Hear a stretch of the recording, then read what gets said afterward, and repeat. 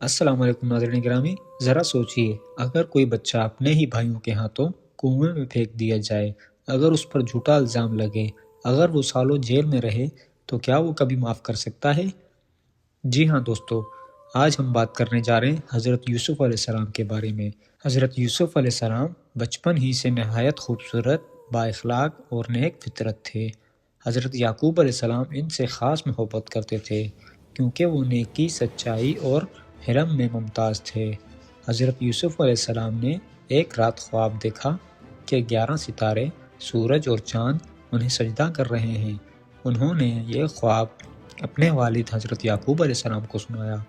حضرت یعقوب علیہ السلام نے خواب سن کر فوراً سمجھ لیا کہ یہ خواب بہت عظیم ہے اور اللہ تعالیٰ حضرت یوسف علیہ السلام کو بڑا مقام عطا فرمائے گا۔ انہوں نے حضرت یوسف علیہ السلام کو نصیحت کی کہ یہ خواب اپنے بھائیوں کو نہ بتانا کیونکہ وہ حسد میں مبتلا ہو سکتے ہیں۔ حضرت یوسف علیہ السلام کے 11 بھائی تھے۔ وہ دیکھتے تھے کہ ان کے والد حضرت یوسف علیہ السلام سے زیادہ محبت کرتے ہیں۔ اس بات نے ان کے دلوں میں حسد اور کینہ پیدا کر دیا۔ وہ آپس میں کہنے لگے کہ یوسف اور اس کا بھائی بنیامین ہمارے والد کو ہم سے زیادہ عزیز ہیں، حالانکہ ہم زیادہ اور طاقتور ہیں۔ حسد نے ان کے دلوں کو اندھا کر دیا اور انہوں نے ایک خوفناک منصوبہ بنایا۔ کچھ نے کہا کہ یوسف کو قتل کر دو، کچھ نے کہا کہ انہیں کسی دور دراز جگہ چھوڑ آؤ۔ آخر کار یہ طے پایا کہ حضرت یوسف علیہ السلام کو ایک کنویں میں ڈال دیا جائے تاکہ کوئی قافلہ آ کر انہیں اٹھا لے۔ پھر بھائی حضرت یعقوب علیہ السلام کے پاس آئے اور کہا کہ یوسف کو ہمارے ساتھ بھیج دیں تاکہ وہ کھیل کود کرے۔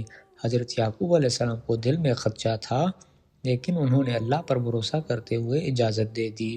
جب بھائی حضرت یوسف علیہ السلام کو لے گئے تو انہوں نے کنویں کے کنارے جا کر انہیں دھوکے سے کنویں میں ڈال دیا۔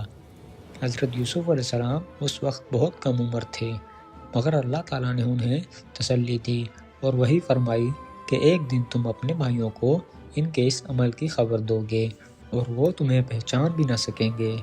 بھائیوں نے حضرت یوسف علیہ السلام کی قمیص پر جھوٹا خون لگا کر حضرت یعقوب علیہ السلام کے پاس آ کر رونا شروع کر دیا اور کہا کہ یوسف کو بھیڑیا کھا گیا۔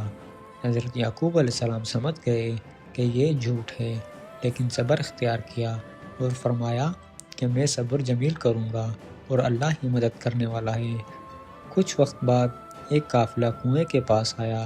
انہوں نے پانی نکالنے کے لیے ڈول ڈالا تو حضرت یوسف علیہ السلام باہر آ گئے۔ وہ انہیں دیکھ کر خوش ہوئے اور ایک معمولی قیمت پر مصر میں غلام بنا کر بیچ دیا۔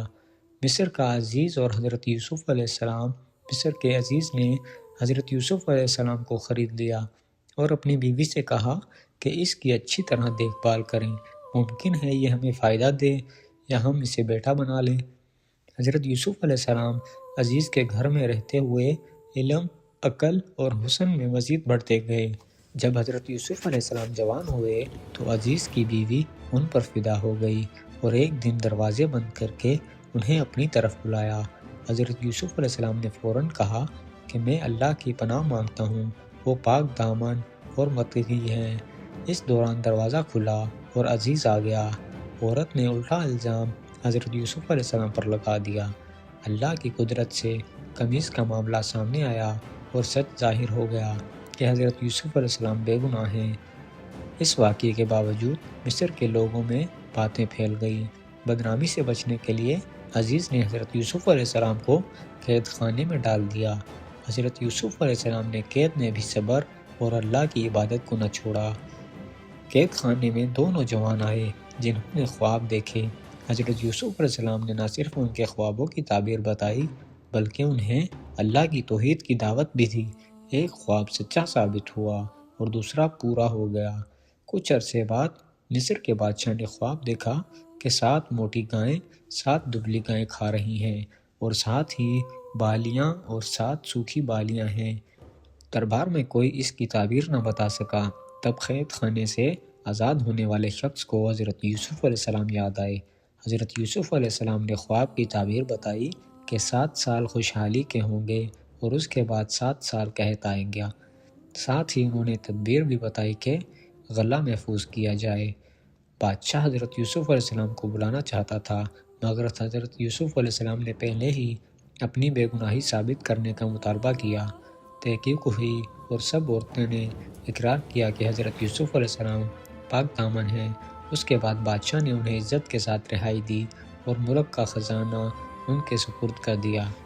قحط کے زمانے میں حضرت یوسف علیہ السلام کے بھائی اناج لینے مصر آئے۔ حضرت یوسف علیہ السلام نے انہیں پہچان لیا، مگر انہوں نے نہیں پہچانا۔ انہوں نے حکمت سے کام لیتے ہوئے بنیامین کو اپنے پاس روک لیا۔ آخر حضرت یوسف علیہ السلام نے اپنا تعارف کروایا۔ بھائی شرمندہ ہو گئے اور معافی مانگی۔